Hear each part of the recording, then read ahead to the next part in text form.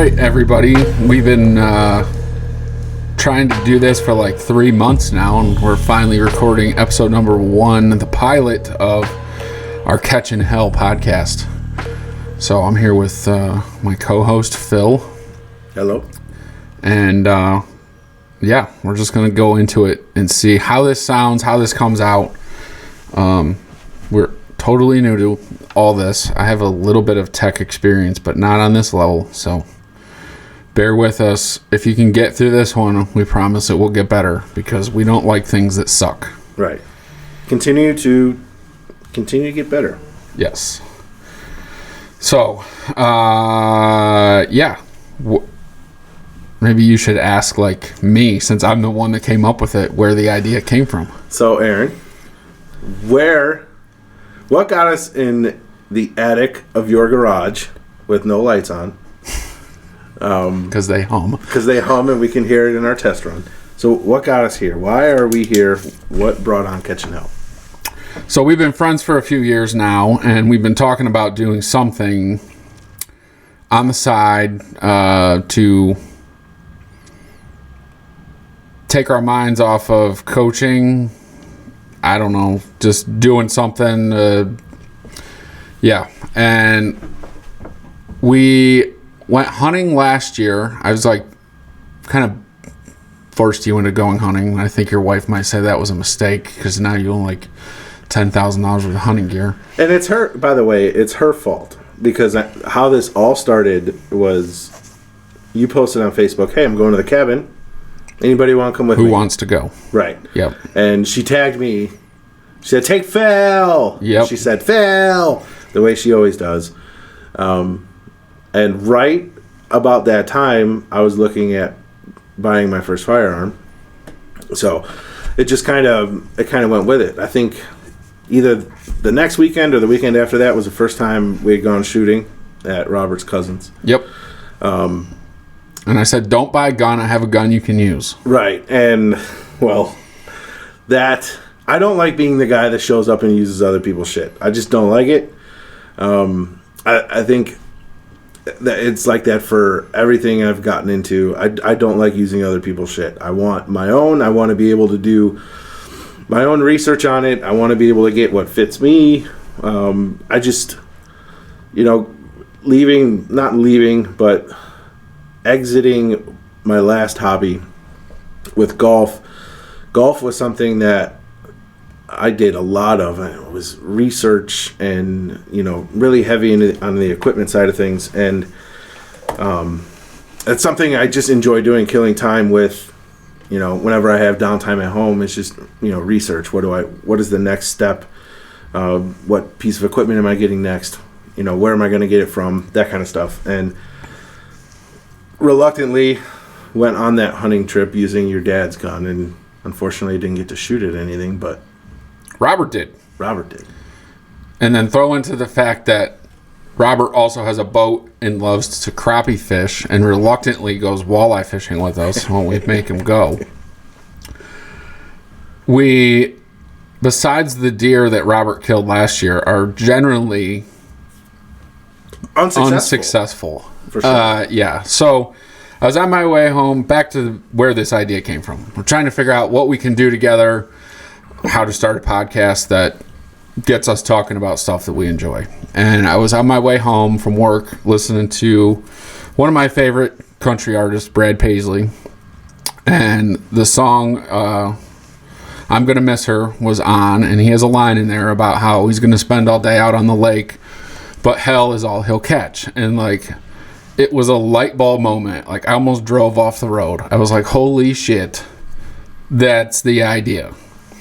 So immediately, I didn't even come in the house. Like, I sat in the driveway and texted you and Robert had like no idea what we were talking about for like a day. But you picked up on it immediately. I was like, here's what it is. Hell is all I catch. Multimedia. We are going to do a podcast. We're going to do videos. We're going to do a blog. We're going to do all this different stuff.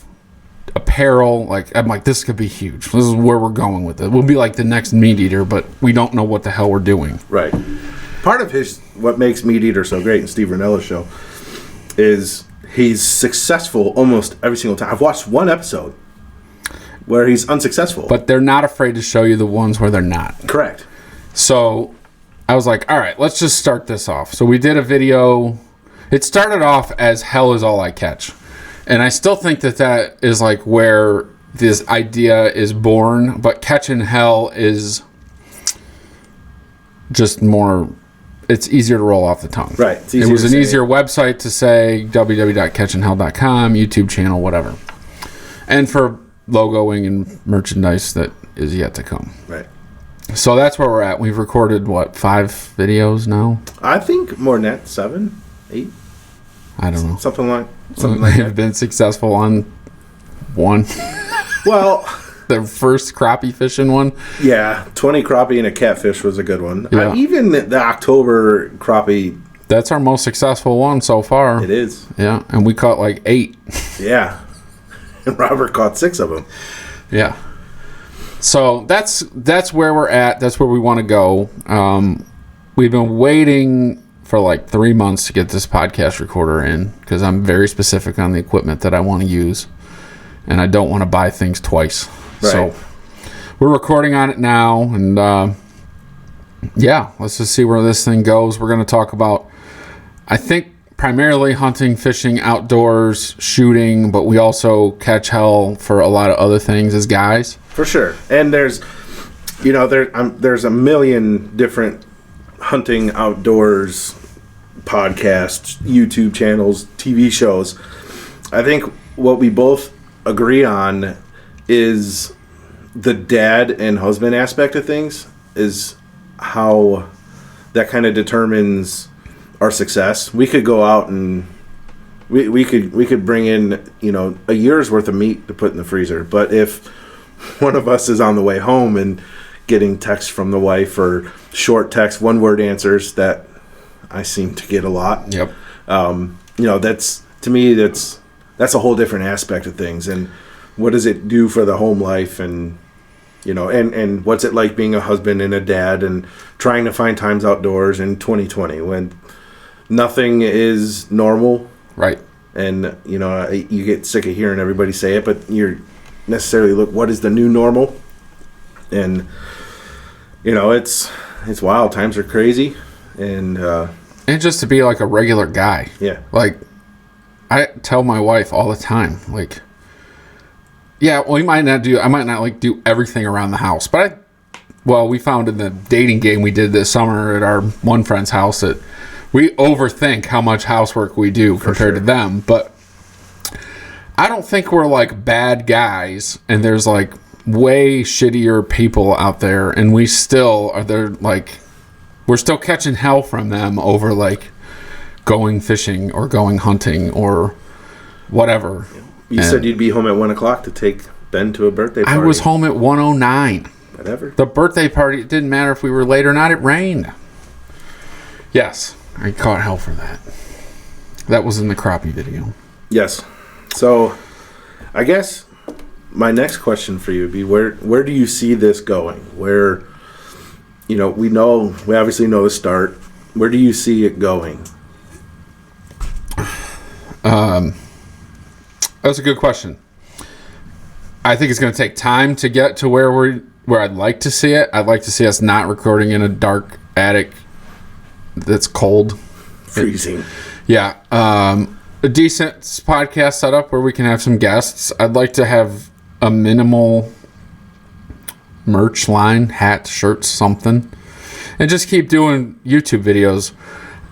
We don't need to like drop everything we're doing and focus on this because we both have pretty decent jobs that allow us the freedom and the time to do that. I mean, with coronavirus going on right now, you've been home for what, like since March 23rd. Yeah. So, and from the sounds of what's going on, I don't think I'll be back before next March.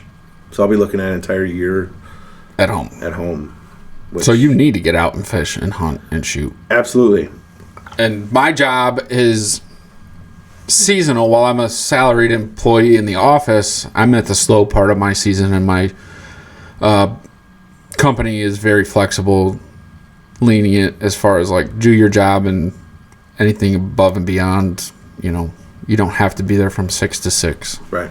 So I'm not looking to replace income with that. I would love to build income with this, but then throw it back into like putting in for tags in Colorado or Kentucky or Pennsylvania for elk hunts or, whatever. Yep. To where we can get our own boat and we don't have to worry about Robert taking us out all the time or whatever. Screw him. He's one of our friends. It's a price he pays. Yeah, I got my license to be a captain. I think, I've only almost wrecked it once. It's actually right now is a good time to stop this because there's a lot going on. We had just got back from our weekend with the wives at the cabin. Check out the video. The video is on YouTube. It is awesome. Aaron did an awesome job editing and throwing it all together. Even though I still don't know how to properly hold my phone when taking video. We'll get him there. Which I've taken 2 videos so far today. Been holding it the right way both times, so thank you.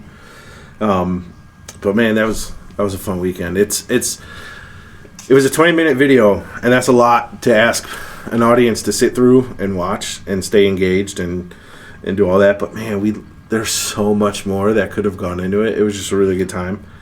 I'm hoping it's something we can do yearly.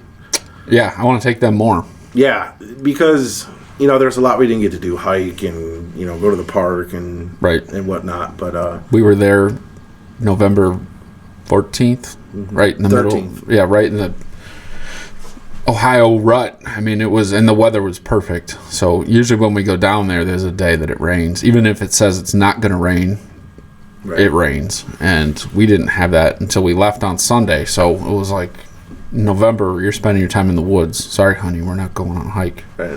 We did take them to lunch, which was good. Yeah, that was a nice restaurant too. Yeah, it was good. Good pizza.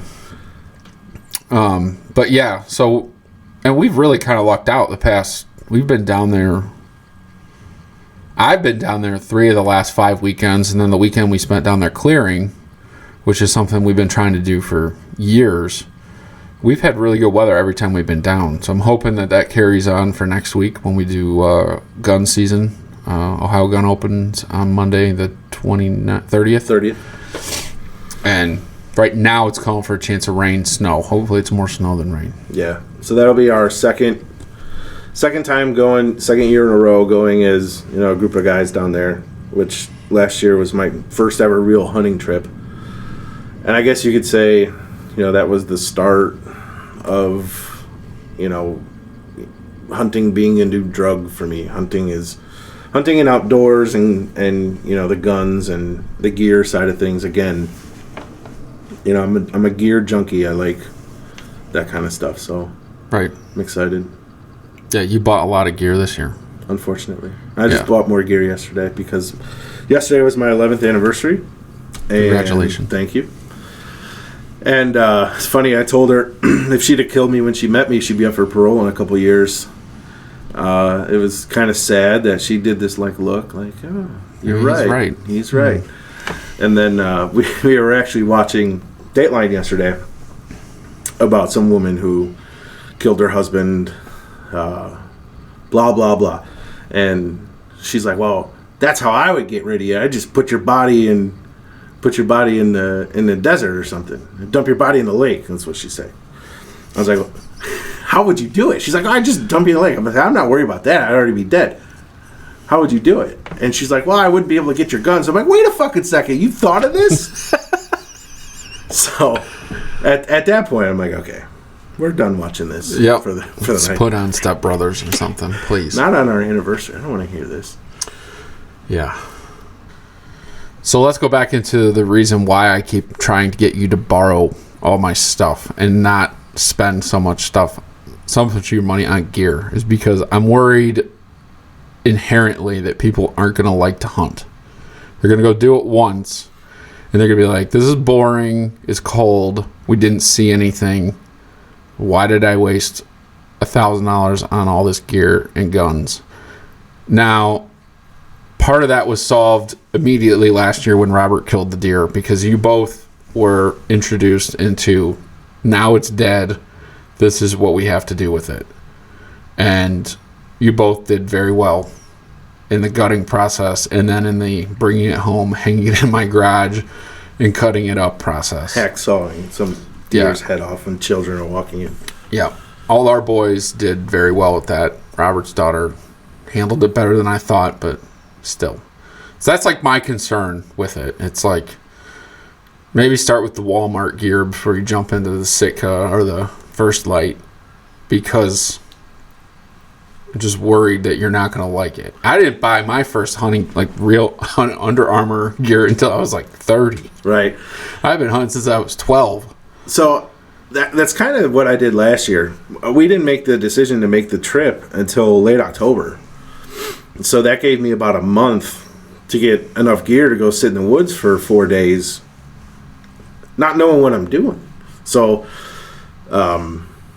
yeah, right. We survived the trip, right? I didn't... It's Ohio, not Alaska, so it's only Right. going to be at best 20 degrees. I didn't get discouraged. Is there a chance that I can do every deer season with the Walmart brand and layering up the way I did? Yes, sure.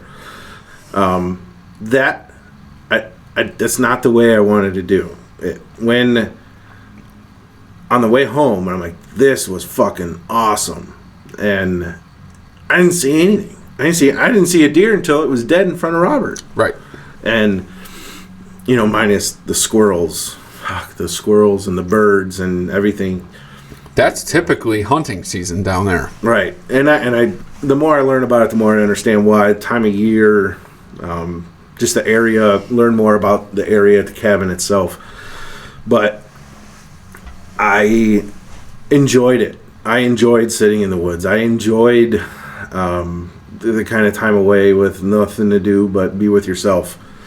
And right. that was like really the first time I'd ever done that. There's no cell service down there, zero. Courtney actually made the comment in the blind about an hour into it. She's like, there's legitimately no service out here. There's no bars. There's no 3G. There's nothing. I said, absolutely. And Throw it on airplane mode and save the battery. Absolutely. And just wait till you get back to the cabin. And the first day of rifle season last year, I sat in the blind from 6 o'clock in the morning to 4:30.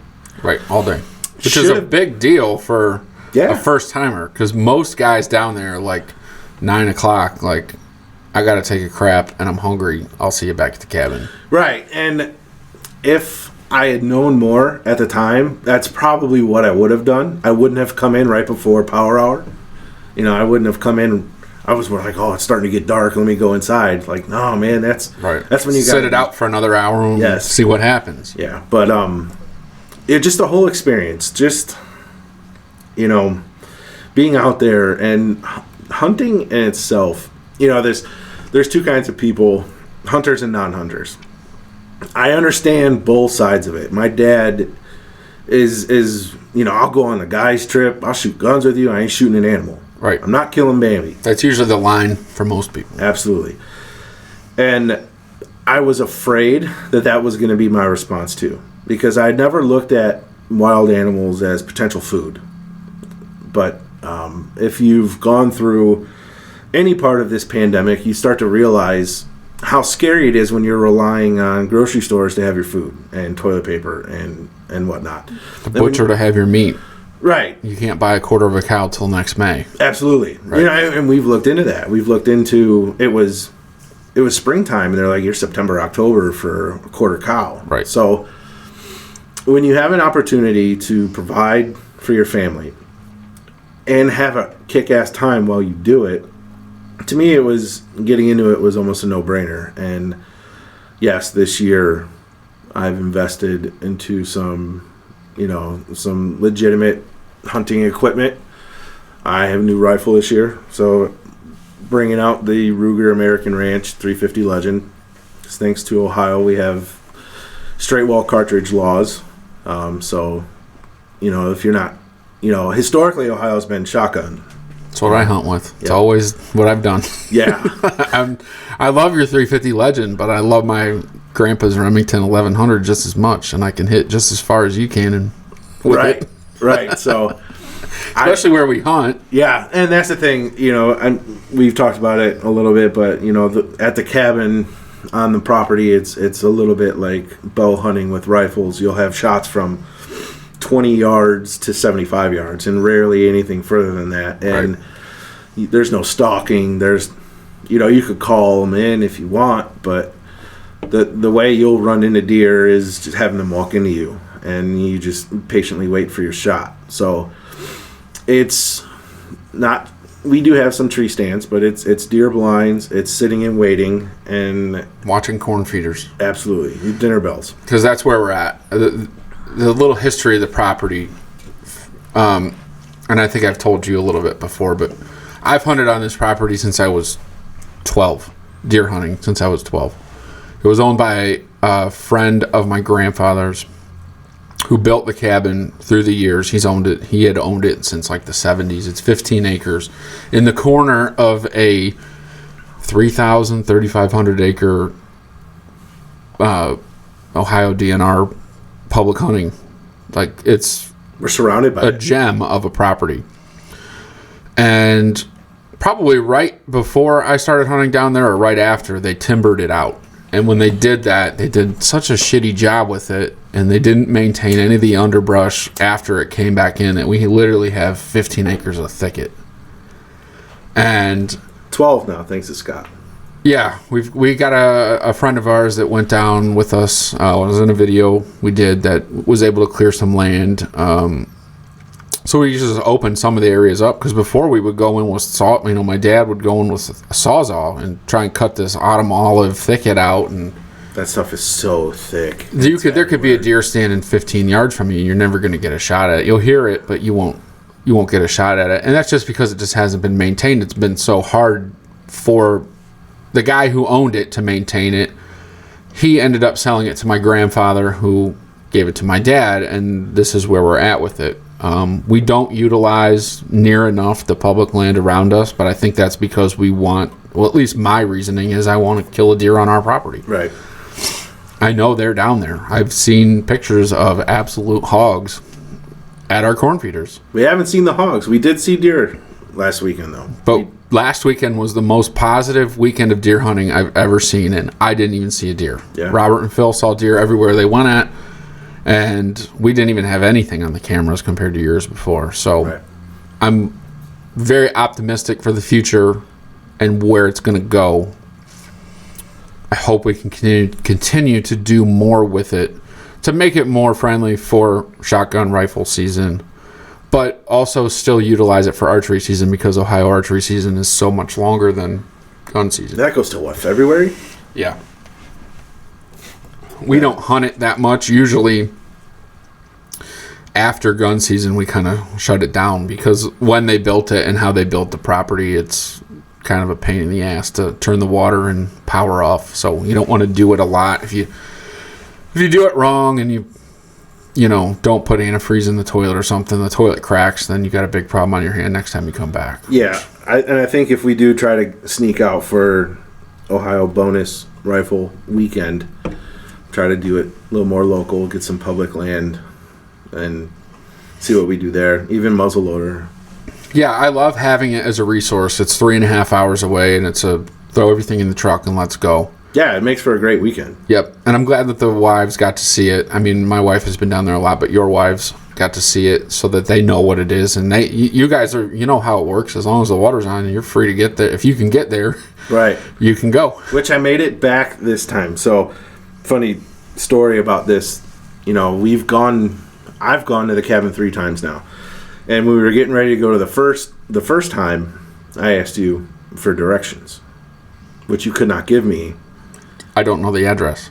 There is no address. There is an address. Well, kind of. It has a house number. You can technically deliver mail to it. Oh, my dad knows it. I don't. You could, and when we did get directions, so the second time when we went up this September for the clearing, Robert and I drove separate from you and Scott. You and Scott were able to get there sooner. So the directions you gave me were in text, and it was like, shit, this is before Waze. This is before Google Maps. I got a navigation system in my truck that I can't use, and it's part of why I love going there, is because it is just so kind of off the grid, and it's a different part of Ohio. It's country. It's lots of hills. It's the middle of nowhere. It is, and it's so fun to go, and I'm really excited to go this coming weekend, and hopefully, it's calling for snow Monday morning, opening day snow. That'd be so awesome. So I'm excited. I'm just glad that we finally have a place that has a roof, thanks to Robert and his shingles that he bought us for the Dorothy 1 and Dorothy 2. Best $80 anybody could ever spend. Yeah, because for years it was literally go sit on a metal chair or go take a bucket from under the house and go lean it up against that tree and that holler over there, and there's deer over there, and that's just, I always went off of where the old men hunted. That's a country ass word, holler. Yeah. Sit in that holler. Go sit in the holler. Never heard that before. Well, I'm a city boy. You can call me a city boy. That's fine. The story of the blinds is funny. Because last year, I sat in a, quote, blind. What did you sit in last year? Your dad's old one. Oh, yeah. That was made out of pallets. Made out of pallets. Because Dad came down at the end of the week. Yeah. Robert, you, and I went Sunday through Wednesday, and Dad came Wednesday. Yeah. So I sat there, and it's small. You can't move the chair. It's an old folding chair. You can't move the chair because it'll fall in between the boards and the pallet. Mm-hmm. And you're just sit there and you're stuck. So, we spent the rest of the winter and into the spring talking about how, we need to build blinds that are better than pallets, and do this right. And the funny thing is we ended up using just large pallets to make our blinds. There's essentially, old wooden fence. But I'm so pumped with how they turned out. There's lots of room. Courtney and I, sat in it, and there's plenty of room. I probably would have switched who sat where to have a better view and more range. I think we could have oriented them better. Yeah. As far as where they're facing, I still think we could get killed deer out of them, no problem. When we do have room, even Dad's new blind that replaced the one you sat in it, Dad built on the side when we me got a little angry with him. Sorry, Dad, I love you, but we don't work well together sometimes. That was fun to watch. When I got frustrated with him and I went and did my idea, he went around the side of the house and started building his. But Lindsay and I sat in that, and while we were tight next to each other, it's more room than the one he had before. So, and we put roofs on them, and you have a little heater for yours, just in case. I haven't used it yet, and I'm kind of pissed. I haven't tried it yet. So as soon as we get down there, I'm gonna have to try it and stick it in the blind. I don't want to have to carry it down Monday morning. Right. But it's bright, so I've been, some of the guys in a Facebook group have been using them, posting pictures of them, and they're bright. So when it's coldest, it's going to be first when you get there. So I'll probably have to wait a little bit for the sun to come up to turn it on because it's bright. It's going to make that whole blind glow. And and the good thing about last weekend is I made some mistakes in the blind. I opened up the 3 windows instead of just 2, so I had I told him to do. I know. I opened them up. I wanted to see full 360, and I got silhouetted, and I'm pretty pissed. And I should have just had the 2 and looked at the 2 big spots, but now I know for rifle season. Right. So, and I think one of the things I'm going to look at this week too, my order on Amazon, is some of that camouflage cloth, burlap, whatever you want to call it, that comes in the rollout sheets, and try and build like a little, almost a curtain rod. Because if I'm hunting out a Dorothy 1, we named our blinds after the tornado machines and Twister people. That's the level you're working with here. So I think I'm gonna, because there are parts of mine too that I would like to have some cover on the bigger side windows, but still be able to see out of them, and maybe build some sort of curtain rod that I can pull it back if I need to, if I can hear something coming. That's the problem down there. Is if you've ever hunted deer before, deer are like silent, and squirrels and everything else is just like the loudest damn things in the woods. For sure. When I got silhouetted, So I was looking south. No, west. I was looking west because that's where Courtney and I had one run out on us the first day we got there. Right. Like, we literally sat down and a deer just came running out across from us. Within range, it was at about 40 yards. It came, to my right and crossed us and then ran off into the thicket, and which would be south. So I was looking west and then just moved my chair. So that's part of some of the upgraded gear I bought is this 360 blind chair. Super quiet, comfortable. I'm happy I got it. I just turned and boom, she's right there. And I was surprised at the size of the deer. Because usually when you think you see a deer, it's small. But this monster was standing there. And instead of just sitting still, I reached for my bow. I reached with my left hand. And I moved. And then the ear went up and she took off into the same spot that the one on the first day ran into. Mm-hmm. And so that's an area, if we do have some time Sunday when we get down there, I want to go take a look. Can we post up a little bit further there? Because I heard deer there all weekend we were there. Right. There was a buck chasing a doe around. I was listening to him run in circles for about 40 minutes. The last 40 minutes of my sit was hoping one of them would step out. And that's another private property that we butt up to that we this year have permission to hunt. Yeah.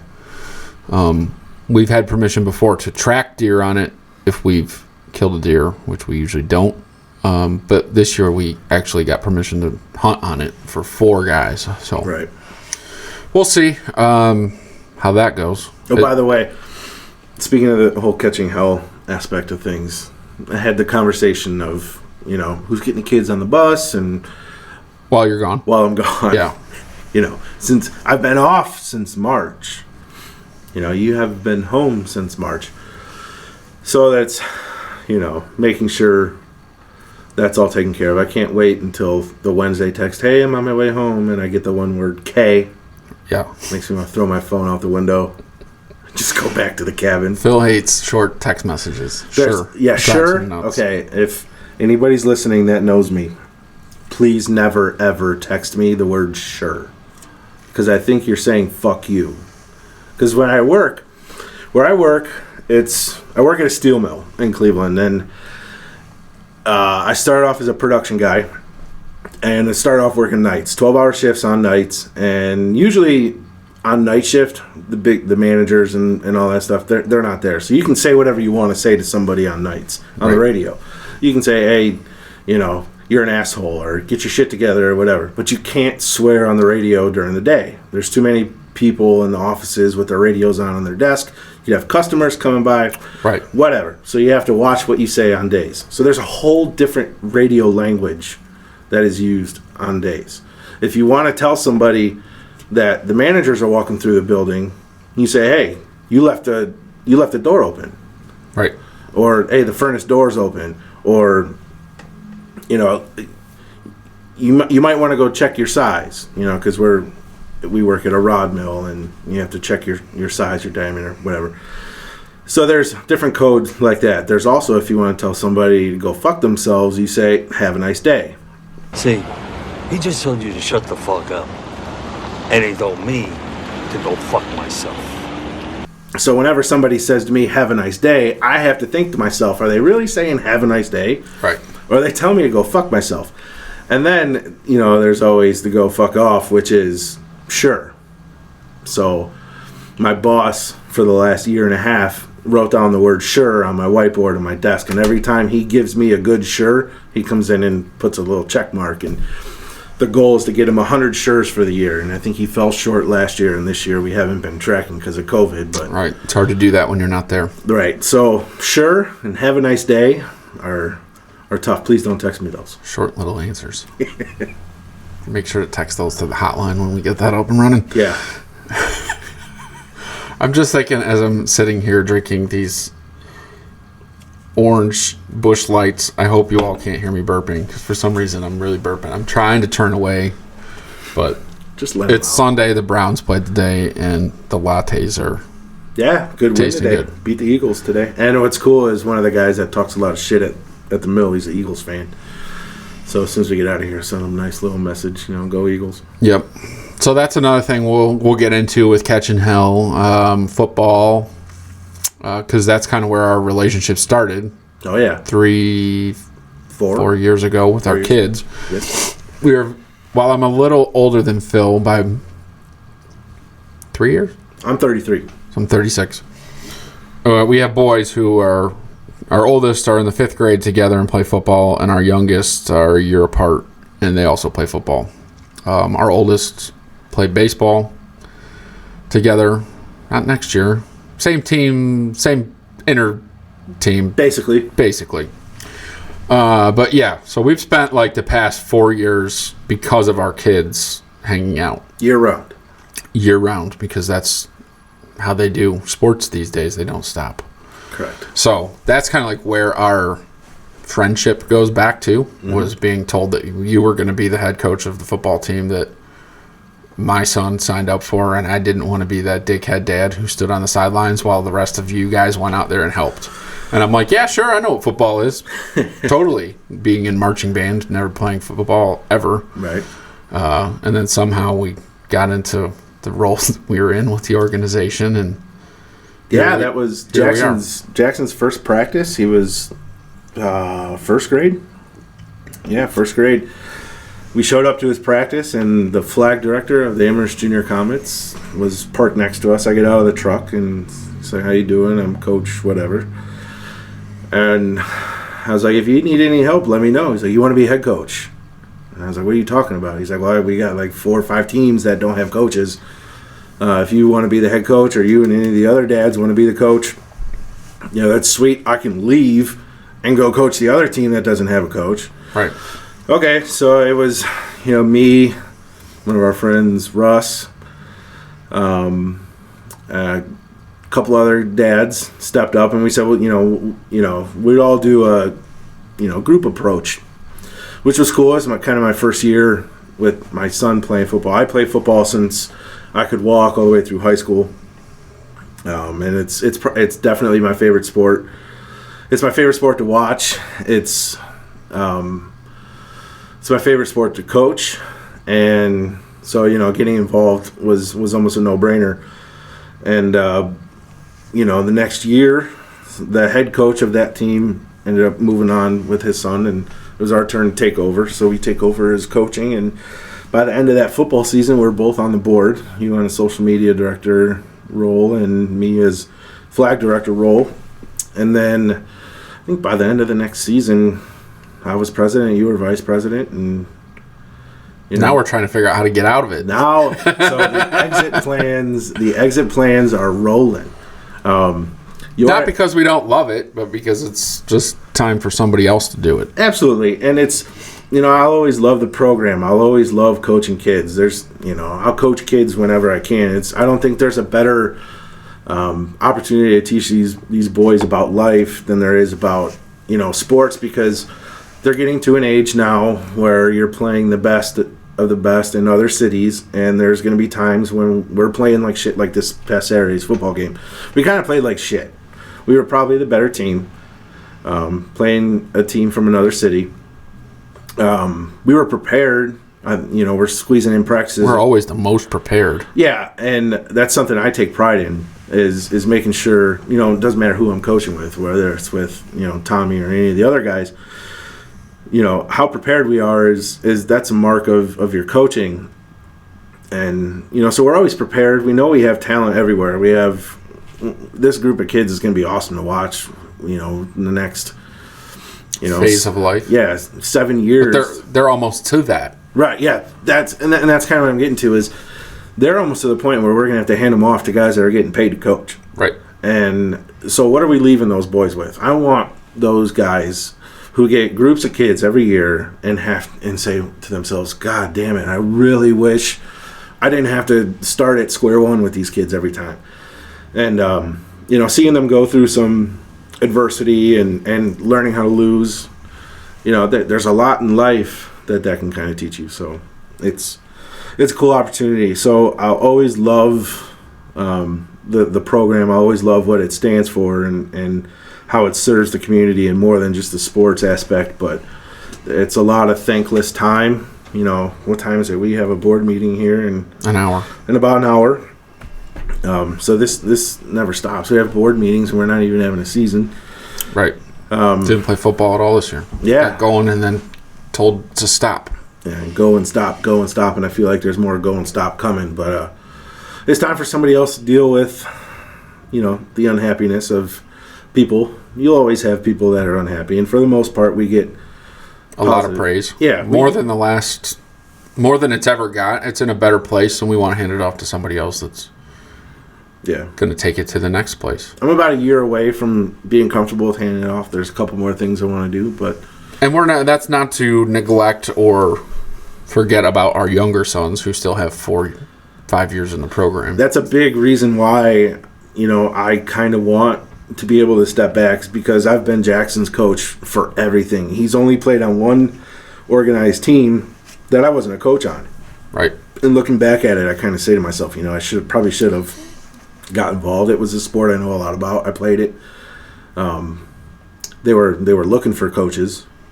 So I think last year, because of how intense and how, you know, how much last year's football season was, I was really looking forward to a sport to where I could just be dad.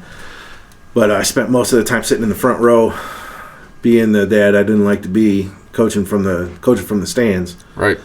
So I think a big part of wanting to be able to step back eventually is because my youngest has never had me as a coach, and I feel terrible about it. So he's going to be getting into, you know, some you know, padded flag is a pretty decent level of football, and I want to be able to coach him on it and teach him the same things I've been able to teach my oldest. So I love who my youngest has as a coach. I'm a huge fan of that guy.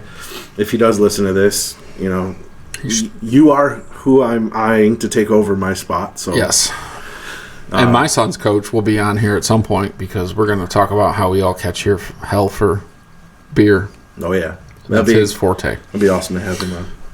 I've just got to the point where I coached the kids' knowledge was well beyond mine. So I got to the point where I'm like, while I enjoy being here, being a friend with everybody, there are guys out here who, like yourself, have played and understand the game more than I do. And I don't want to take a seat on the field as a coaching staff just because my kid's out there. Yeah, I know when that happened. I know the game it happened, and as it happened, I said to myself, okay.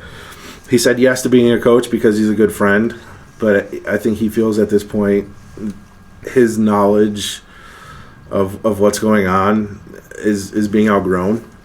Yeah, so I have a 10-year-old that understands, 11-year-old now that understands the game better than anybody, and I'm like, dude, Yep. where did you get that? I don't know where he got his whatever from, but His coaches. yeah, I can all go back to that. I mean, I'm like, I'm not helping you, so Yeah. I'm here to support you, and I love watching you play, but let somebody else who knows what they're talking about step in here. The cool thing we have with the football group is, you know, I don't know if all communities are like it, all age groups are like it. It seems like we just have a group of dads and moms, especially moms, right? Because we get together all the time, whether it's Sunday evenings, holidays, whatever it is. We're all getting together every time, and it's a blast every single time. Right. And you know, the commitment level from everybody, it's rare to see everybody have the same agenda, and it's not personal. You can tell right away with the people that have personal agendas. I can give you a list of 50 names in this community of people who have personal agendas and don't give a shit about what your kids learn or take to the next level, or can be 30 trying to start up their own podcast and think back and say, you know, when I was 10 years old, I didn't know shit, but this coach helped me. Right. You know, they're not worried about that. They're worried about, you know, are my kids playing in the right position? Are my kids getting the ball enough? Or, you know, He didn't touch the ball enough today, or this or that or whatever. there's so much of that, and it's at some point, you know, when you came over as I was putting in floor because I was catching hell from my wife about the Not flooring. doing anything on your 7 months off, Phil. Correct. So when you came over to tell me you were stepping away as VP, I made the comment, well, we have been doing this for how many years? And I was thinking like 4 or 5 years. And it was like 2.5. I'm like, shit, that feels Way too long. way too long. 2.5 years shouldn't feel like 5. Because it's all year. It is There's all no year. off season in football. It's constant. And There's no off season in anything. To do it right, there's no off season. And we could have picked the ball up metaphorically when we took the program over, or when we stepped onto the board and just said, look, we're going to keep this simple. We're going to run basic jerseys, basic helmets, basic this, basic that, this and that, whatever, and just done it the way they did it before. And they had 3 guys running it on the board. And we decided that that's not where we want to take the program. If we want to keep the kids engaged and want them to enjoy their experience here and want to come out to play and want to show off that they're in this organization, we're going to give them the best gear we can, and we're going to spend the money, and we're going to do this and we're going to do that. And I think we've done that really well. yeah. But in doing that, puts a lot of work behind the scenes that people don't see. I worked the first time we did those jerseys for the kids. It was 4 months of back and forth with Riddell on different designs, and let's tweak this and tweak that. And every time you make a change, it has to be a whole nother proof that has to go in it for artwork and come back and approval and second approval and final approval, and and go figure. Here's me being picky about the gear, right? Just because that's my personality, but to be able to show value and grow, that was kind of where I stood with all that, and I still stand there. And And luckily, our wives, who we catch hell for not catching any walleye, are for the most part pretty supportive of our mission and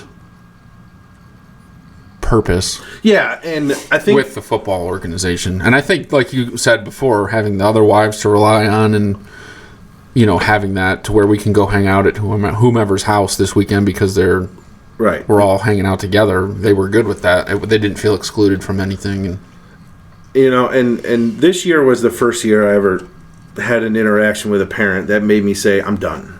I'm done dealing with this. I don't want to deal with this anymore. Nobody should have to deal with this. And I was sitting in the family room with my wife when I said it, and even she said, I think you need at least another year.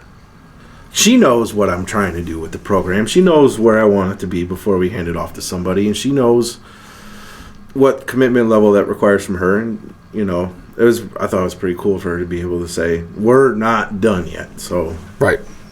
that's where we're at. So It'll come soon enough because the kids don't stop growing. yeah, for sure. And when they're off doing their own thing, and we'll have I'm glad our friendship isn't just sports. Right. It's I would say sports is probably right now the smallest part of our friendship. When this will be the first time you and Robert have kids playing on all 3 different baseball teams, right? And many groups, a lot of people are friends with their circle, and when that circle is not there anymore, that friendship's not there. Right. That's not to say they weren't real friendships. I have people that used to be in circles that aren't really in circles anymore, and we're more of acquaintances now than we're friends. That's not saying I don't like them. It's not saying they don't like me. It's just we're not together all the time. Phases of life. Everybody goes through. Absolutely. So it's really cool to be able to continue the friendship with the 3 of us and the wives and get everybody together. The girls took a girls' weekend to Columbus. We're going to have our guys' trips, and it's cool that the guys' trips are starting to get a little bit bigger. Us 3 go and do things with other people, but it's cool that we have this to kind of fall back on, and this podcast can just be something that grows on that, and it makes it easier for us to kind of grow what we've been wanting to do. Right, because we are going to have episodes where it's just them talking. Oh, I can't wait. Yeah, we're going to turn this thing on and leave the room for an hour and just let them bitch about us or whatever they want to talk about. Absolutely. And I can't wait for it. And I was kind of surprised at how little shit they talked about us last weekend on camera. And Courtney even said, you know, I didn't know we were supposed to be filming in the car. I said, well, you're not supposed to be doing anything. It's supposed to be authentic. It's supposed to be real. If something funny is coming up, record it. Right. Lindsay said like 5 things, and I was like, next time you're going to speak, let me turn the camera on, please. The salami sandwich thing was funny. That had me... I don't know how she didn't know that I thought would just let Miracle Whip slide by. She knows me of anybody. I am like the most picky person in the world. True story. A guy I used to work with on day shift when I was still in production at the mill. He told me, now I don't know if this is legitimate or not on his end, but he for real told me this, that he broke up with a girl over Hellman's versus Miracle Whip. So I get how serious you were when you're like, what the fuck am I trying to eat here? And I don't hate salami, but I like it on Italian sandwiches, and I'm just picky. It's just how I am. Such a stupid topic. It is. But like that wasn't, there were like a bunch of other things. I don't remember. She just would go on rants, and I'm like, why didn't you tell me to start recording that? Right. We're getting better at it, because you did it in the crappie fishing video. You said something hilarious about your date night, and I was like, next time you have that thought, well, let's get into tell me, please. I'll tell you this story.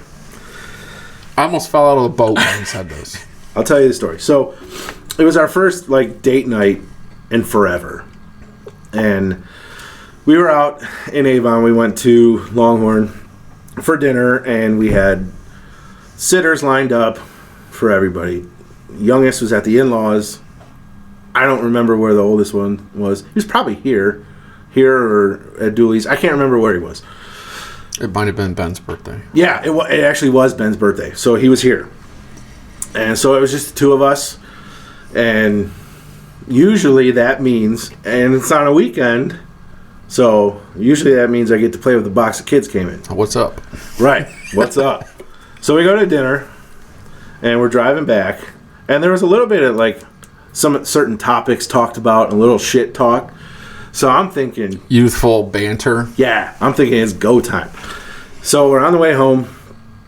She's playing her playlist on me, so she's in a good mood. Sweet. Her playlist is not Pantera and it's Megadeth. It's Destiny's Child and Isley Brothers. When that shit comes on, she's having a good time. So we're on the way home. There's 3 exits you could really get off to get to our house. She goes past the first one. So okay, she's just gonna get off at the next one. She goes past that one. So okay, I know where she's going. We're going to Adult Mart. So now I'm thinking in my head, okay, we budgeted a certain amount of money for our entertainment budget for the month. So what within this budget can we get at Adult Mart? Right? So I'm starting to think like, what section are we going to? How many people are going to be there? Is it weird going to Adult Mart during COVID when you got to wear a mask? Is it more comfortable wearing a mask so then they don't really need to see who you are? We know people that work there, so is there a chance they don't know it's us because we're wearing masks? All that shit. So we're driving, and we're getting to the exit. She's driving. She's driving. I'm passenger. So she usually drives her car. And I tell her all the time, she's one of the better drivers I know, let alone women drivers. So whenever we're in her car, she'll drive. Unless she just says, screw it, I don't feel like driving. So we're approaching the exit that we should probably pass to get to the Adult Mart exit. She gets off there. I'm like, okay, well, there is a back way to get there so you don't have to backtrack. You could get off and take the one road there. So I'm visualizing what's about. Where the evening is going. Yes. I am excited. My blood is pumping. Heart rate is probably up a little bit. So we get to the stoplight. I'm like, okay, she's got to get over so then we can go. Nope. She blows right back past that motherfucker and decides to go pick up our son to bring him home. And at this point, my heart drops out of my chest. So what are we doing? Insert sad trombone music. Right. She's like, well, I'm picking up Jace. So why? She said, well, I told my mom if we were done before 10, I'd pick him up. I'm like, son of a bitch. So he picked him up, and I went in the living room, watched TV till 1 o'clock, went up and went to bed. I was bummed. Happy date night. Yeah, happy date night. Now I got an expensive dinner, and I didn't even get to play with a wife. No. So, Yeah. So next time you have a story like that, make sure to tell me to turn the camera on or save it for the podcast. Not just let it go into the air of the Norwalk Reservoir. We just laugh at it. yeah, it's pretty... Because we catch stuff like that all the time. That's like... And I think that goes back to like what we're going for. It's just like natural moments that every people have, like every couple, every guy, like you're just like, what the hell? Like, Right. this isn't what I thought was going to happen tonight. Yeah, and sometimes it's for the better, right? Sometimes you think you're just going to bed, and... Usually we just go to bed. Yeah, that's another podcast for another day, people. That's okay. Yeah. So, let's some closing thoughts for the initial podcast. Hopefully, this sounds good, and we don't have too much interference from background noise. But we are sitting in an unfinished attic that has fluorescent bulbs in it, so I got to work on that. That are turned off right now, by the way. All but one, and it's kind of cold. I'm getting cold. Hopefully the next one we do will get better. So Yeah. thank you for staying with this. I know we kind of rambled and ranted and went all different directions, but you get a feel of what we're going to talk about. And like I said, it could be anything from hunting, fishing, beer, poker, guns, golf, Sopranos. Oh, we haven't even touched on Sopranos. And that Sopranos is the whole reason this is called the pilot. Yeah. So, yeah, stay tuned, everyone. Thanks for tuning in.